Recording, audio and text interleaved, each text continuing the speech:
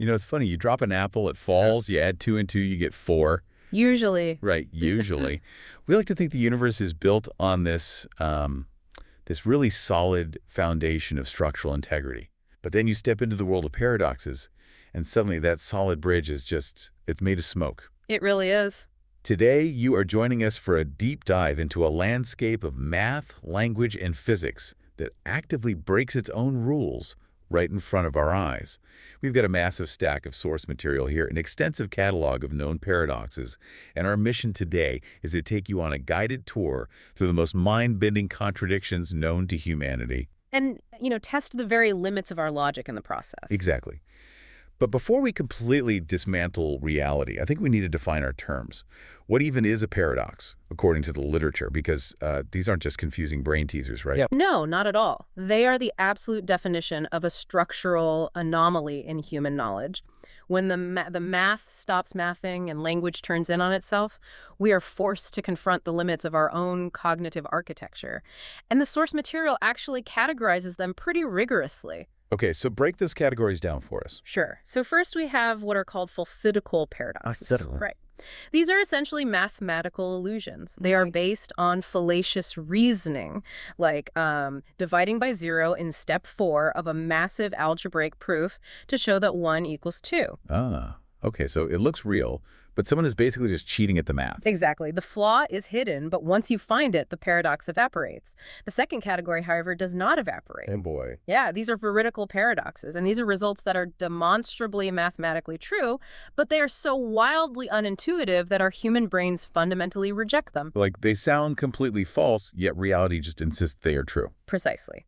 And then, finally, we have the heavy hitters, the antinomies. The antinomies, which just sounds intimidating. It is, because these are genuine, unresolved problems in our accepted ways of reasoning. You follow all the rules flawlessly, you make absolutely 0 logical errors, and you still arrive at a self-contradictory result. The system itself is broken. Yes. Antinomies point out fundamental bugs in how human beings understand the ideas of truth, description, and reality itself. Okay, let's unpack this. We have to start our journey where human thought actually starts, which is with language and identity. Makes sense. Because before we can measure the universe, we have to name it. But it turns out our naming systems have bugs in the code. Let's look at the canonical self-referential paradox from the text, the liar paradox. Ah, a classic. Just 4 words. This sentence is false. It is a remarkably destructive linguistic loop. It really is. Because think about it. If the sentence is true, then its claim must be the case, meaning it is false. Right. But if it's false, its claim of being false is incorrect, making it true. It just toggles back and forth forever. Yeah. And the source actually gives us a brilliant, really visual variant of this, the Pinocchio paradox. I love this one. Me too. So imagine Pinocchio says, "My nose grows now." Let's map the loop on that. If his nose grows, well, his statement was true. But wait, his nose only grows when he lies. Exactly. So if the statement was true, the biological mechanism shouldn't have triggered. But if the biological mechanism doesn't trigger and his nose does not grow, then his statement, "my nose grows now," was a lie. And by the rules of his universe, a lie demands that the nose grows. Which means it has to grow. What we are looking at here is an oscillating system of contradiction. An oscillating system. That's a great way to put it. And this entire class of paradoxes, which historically were called insolubilia, arises from self-reference trapping classical logic. Insolubilia. Literally insolubles. Right. It shatters the law of non-contradiction, which is the philosophical bedrock asserting that a statement cannot be simultaneously true and false. So it demonstrates how fragile the concept of truth is when we try to map it onto human language. But what really gets me is that this fragility doesn't just apply to abstract sentences. It infects physical objects, too. It infects identity itself. Yes, which brings us to the ship of Theseus.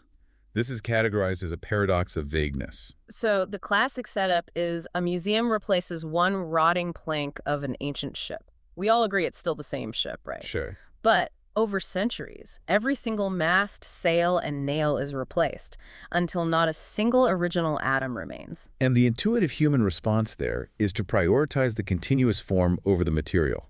Like we say, it is still the ship of Theseus because the change was gradual. Right, the form remained intact even if the stuff it's made of didn't. But I'm going to push back on that intuition and use the scavenger twist from the text. Oh, this is where it gets messy. So messy. Imagine a scavenger collects all the discarded rotting wood over those centuries, takes it all to a dry dock, and meticulously reconstructs the entire ship. Using all the original pieces. Yes. According to the physical material, that reconstructed ship in the dry dock is undeniably the original ship of Theseus. So now we have two original ships. Yeah, you have the one with a continuous history and the one with the original material. It's crazy. This raises an important question, though. What is the true nature of identity?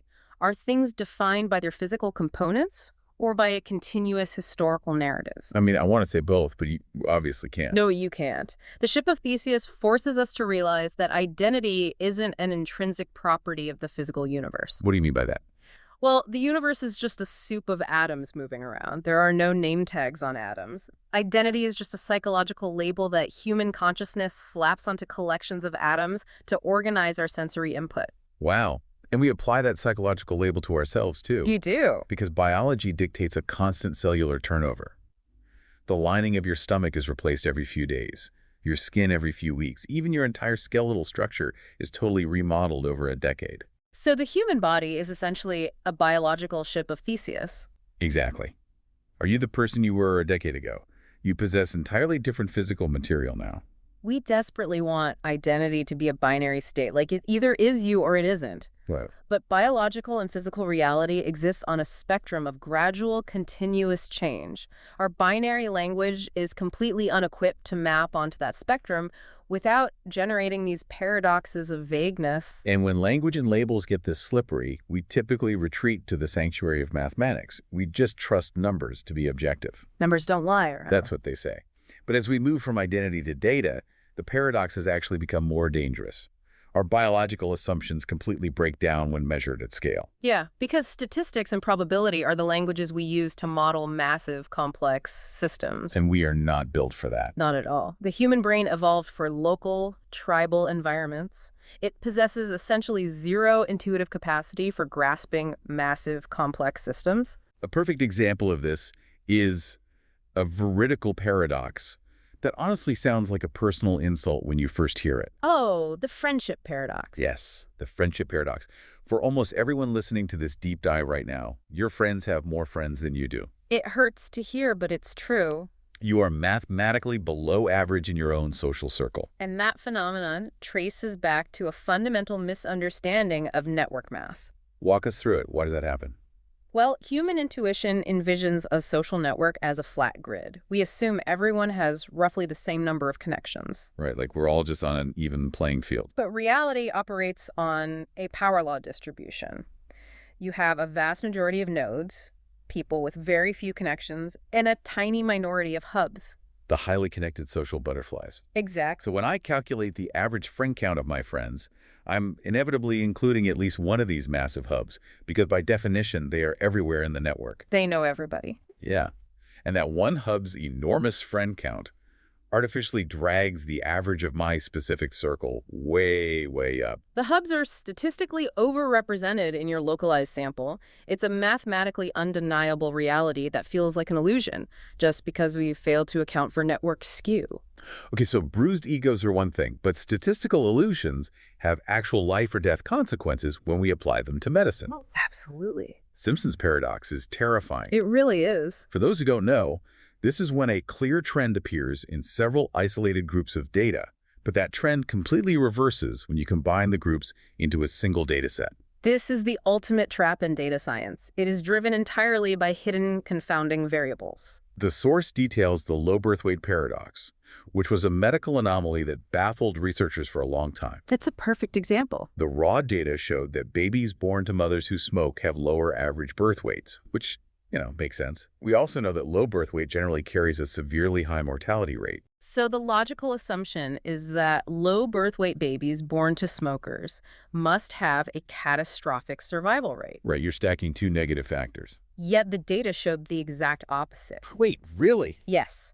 Low birth weight babies born to smokers had a significantly lower mortality rate than low birth weight babies born to non-smokers. So if you just look at the spreadsheet blindly, It looks like smoking protects underweight infants. which is insane. Totally insane. Yeah. What is the actual mechanism causing that kind of data distortion? We have to look at the denominator of both groups. Ask yourself, why is the baby underweight in the first place? Okay.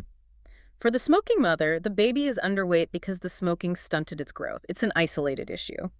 But consider the non-smoking mother. If she delivers a severely underweight baby, it isn't just a mild environmental factor. Oh, I see. It is almost always a catastrophic underlying congenital defect or severe prematurity. Ah. So the non-smoker group's low birth weight population is overwhelmingly composed of critically ill infants. Exactly. While the smoker group's low birth weight population is composed of fundamentally healthier infants who are just small. Wow. So when you slice the data to only look at underweight infants, you are inadvertently comparing a group with mild environmental stunting against a group with severe genetic anomalies. You're comparing apples and oranges without realizing it. The non-smokers' babies die at a higher rate because they were fundamentally sicker to begin with, not because the lack of smoke somehow harmed them. That is wild. Yeah. Simpson's paradox really proves that raw data is completely meaningless without a structural understanding of causality. You have to know the story behind the numbers. And speaking of our inability to process probability, here's where it gets really interesting. We have to tackle the Monty Hall problem. Oh, the classic. We're going to skip the long game show setup because I think most of the audience knows it. You have 3 doors, 2 goats, 1 car. Right. You pick door 1. The host, Monty, who knows exactly where the car is, opens door 3 to reveal a goat. And then he asks the famous question. Do you want to switch to door 2? And the universal human intuition insists that, well, with 2 doors left, the odds must be 50-50. It shouldn't matter if you switch or stay. I always understood this failure as just a total blindness to conditional probability. We assume Monty opening a door resets the universe into a brand new 50-50 coin flip. Which it doesn't. No. We forget that our original choice locked in a 1 in 3 chance of being right, which leaves a 2 in 3 chance that the car was in the other cluster of doors. And that maps perfectly onto Bayesian updating. Think about it. When you first choose, door 1 holds a 33% probability, and the combined door 2 and door 3 cluster holds a 66% probability. Right. Monty is not just randomly opening a door. He is acting as an active constrained filter on that 66% cluster. Because he can't open your door, and he won't open the door with the car. Exactly. By revealing the goat in door 3, he forces the entire 66% probability of that whole cluster to collapse solely onto door 2. So by switching, you are essentially betting on the entire cluster you didn't pick, rather than betting on your single initial guess. Yes.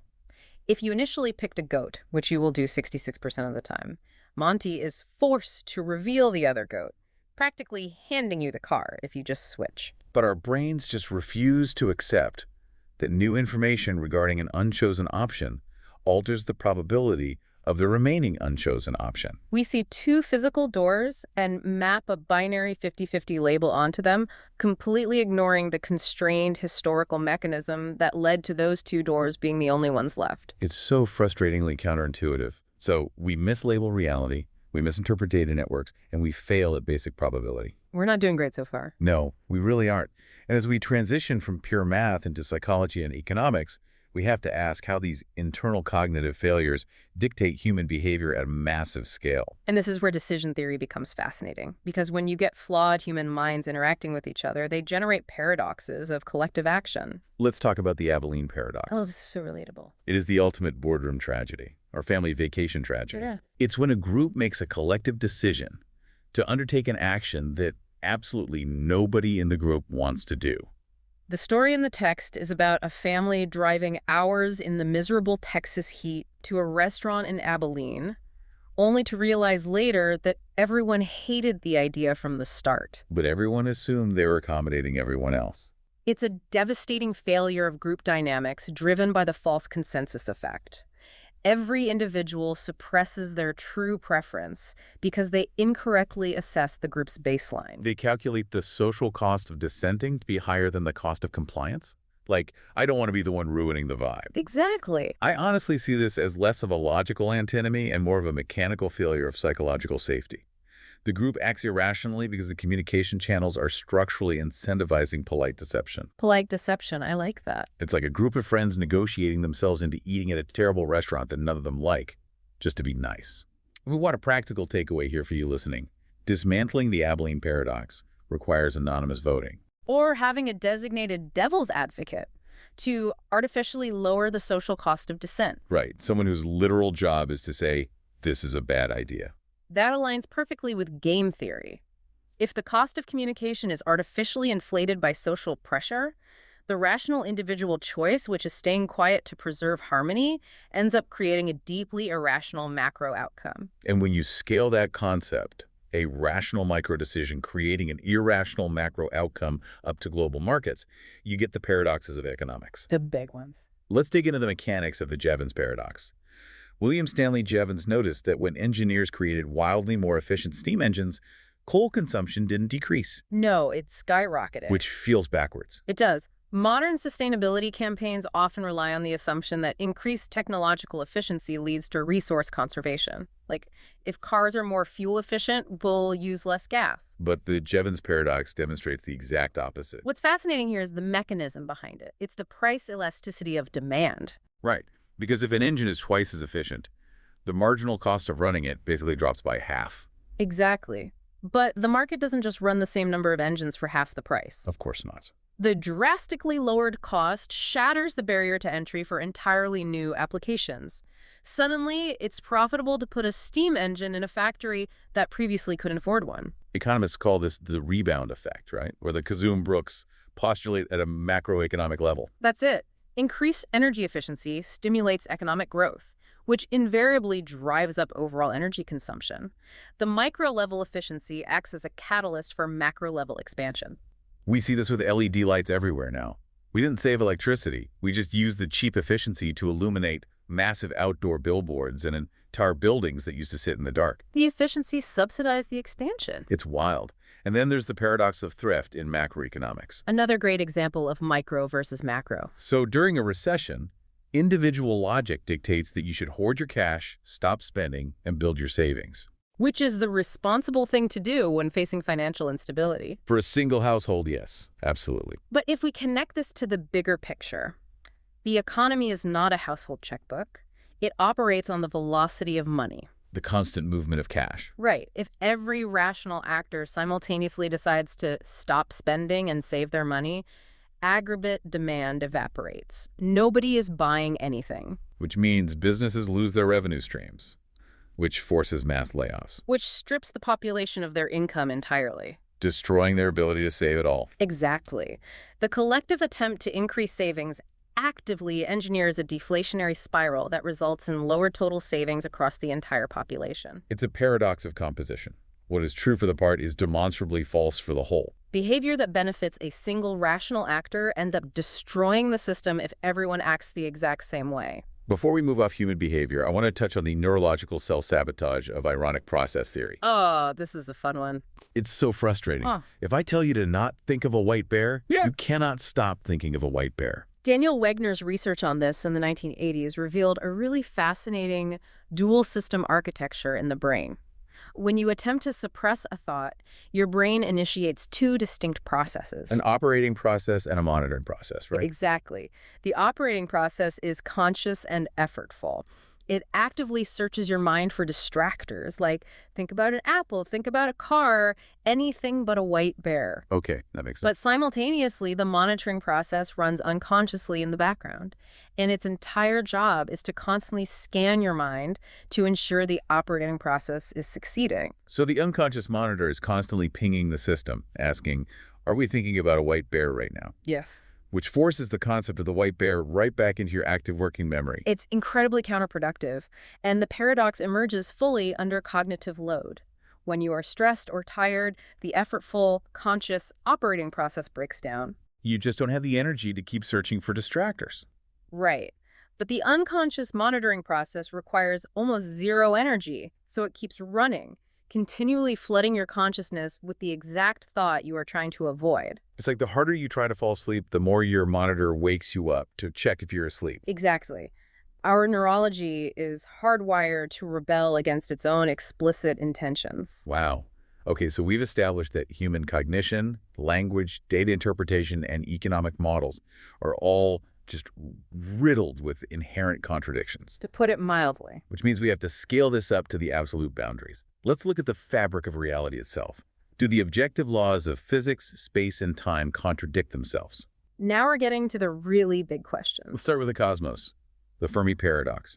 We look at the sheer scale of the universe, right? Hundreds of billions of galaxies, each with hundreds of billions of stars. And the statistical models, particularly the framework of the Drake equation, suggest a staggeringly high probability for the emergence of intelligent technological civilizations. The math just demands it. It does.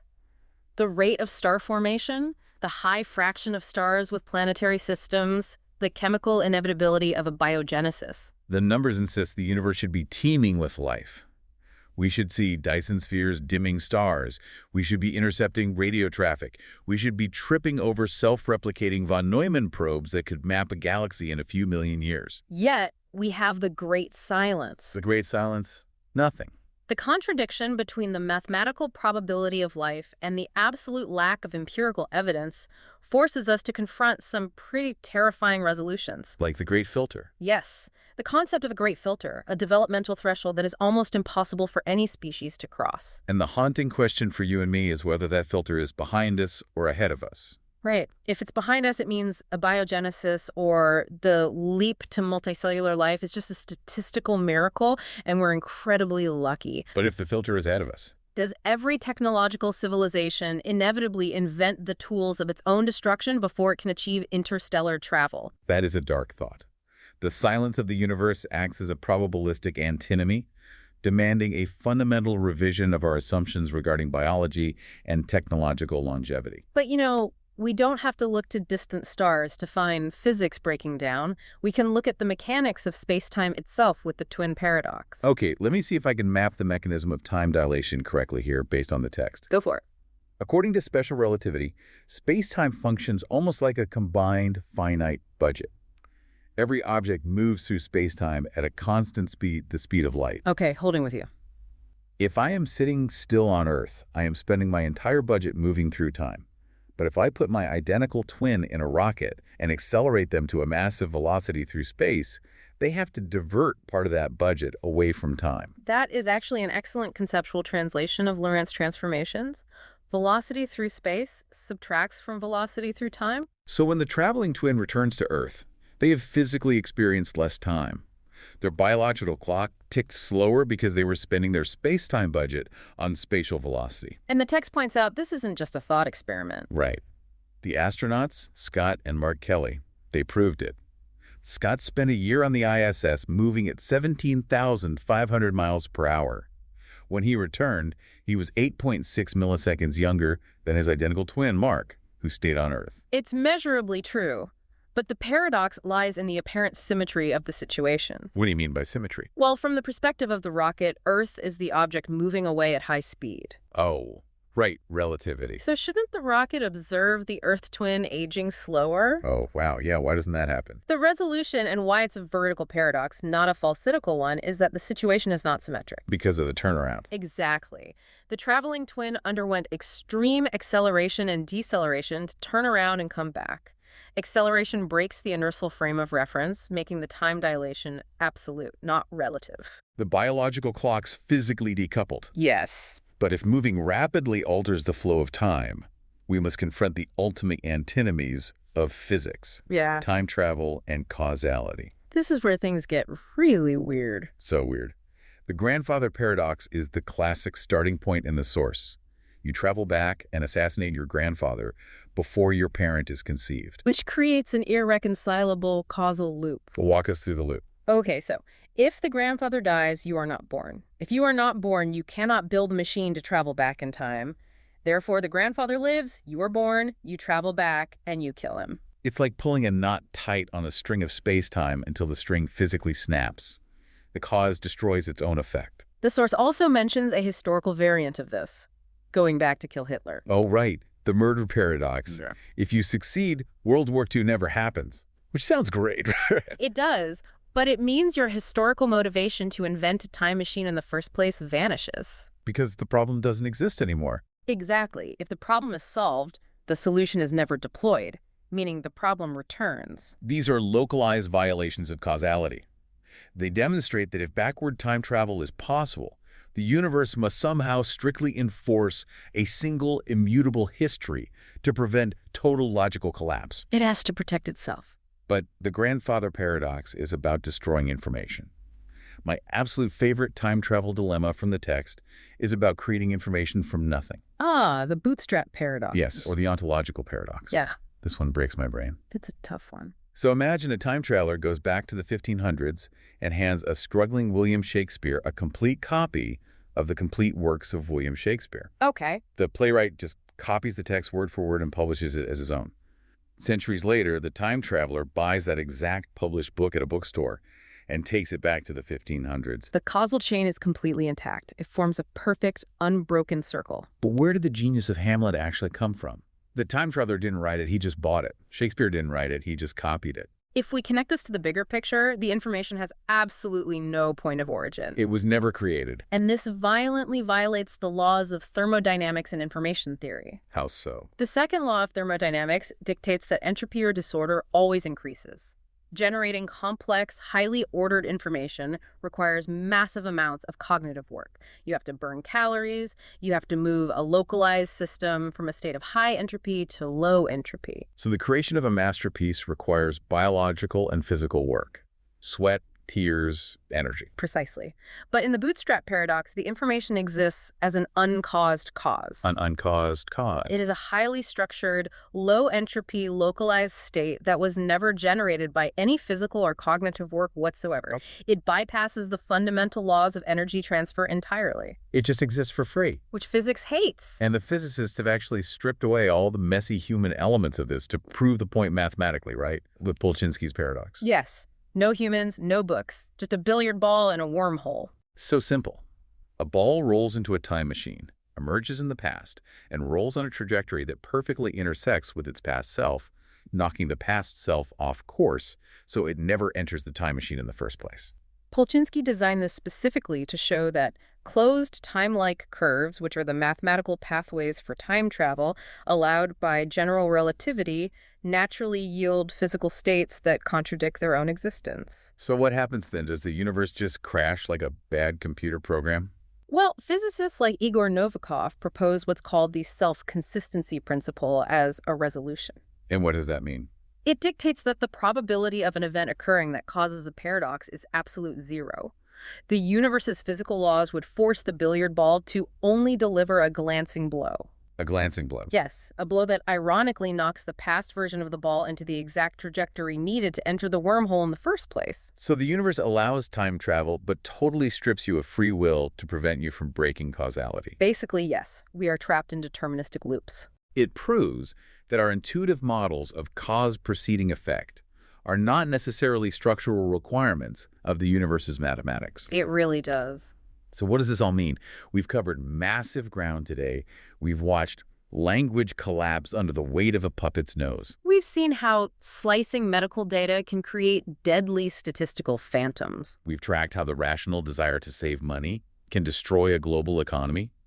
And we've analyzed how a billiard ball could theoretically shatter the laws of thermodynamics. The bridge of classical logic has been thoroughly deconstructed, but, I would argue this is a profoundly positive process. Really? Positive? Absolutely. Paradoxes are not mere annoyances or brain teasers. They are the diagnostic error codes of human knowledge. Like when a computer system encounters a fatal architecture flaw, it throws a specific error code to tell the engineers exactly where the logic failed. That is exactly what an antinomy is. When we hit a paradox, it is the universe telling us precisely where our linguistic, mathematical, or physical models are insufficient. Like the paradox of black-body radiation. Exactly. It seemed impossible under classical physics, and that exact friction forced humanity to discover quantum mechanics. Paradoxes dictate the trajectory of scientific evolution. They highlight the absolute boundaries of our current operating system. I challenge you, the listener, to audit how often you rely on common sense in your daily life. How easily do you trust your intuition about the data you read, the group decisions you participate in, or even just the linear flow of your own life? Because we exist in a universe that provably refuses to play by the rules of human intuition. So the next time you feel absolutely certain about the obvious answer, remember the Monty Hall doors. Remember the ship of Theseus. The obvious answer is often just a byproduct of a biological brain trying to oversimplify a complex reality. The architecture of the universe operates on a scale and complexity that our intuition is fundamentally blind to. Which leads me to one final, provocative thought for you to mull over. Oh, let's hear it. We've spent this entire deep dive treating paradoxes as flaws. We view them as glitches in the fabric of reality where the rules break down. But what if the universe isn't paradoxical at all? What alternative are you proposing? What if the universe is perfectly, flawlessly, ruthlessly logical? What if reality operates smoothly without a single contradiction, but the existence of a paradox is simply the ultimate proof that human consciousness is fundamentally inadequate? That's a heavy thought. Think about it. The binary languages we invented, the meat computers inside our skulls, they simply lack the processing power and dimensional awareness to perceive the true structure of existence. So the universe isn't broken. No, we are just trying to render a four-dimensional reality on a two-dimensional screen. The paradox isn't a glitch in the cosmos, it's a glitch in the observer. That implies that the antinomies keeping our greatest physicists awake at night are merely shadows of a higher dimensional logic that we are biologically restricted from ever comprehending. Something for you to think about the next time you stare up at the night sky, listening to the deafening silence of the Fermi paradox, and wondering just how much of the universe's mechanics are hiding in plain sight. Keep diving deep.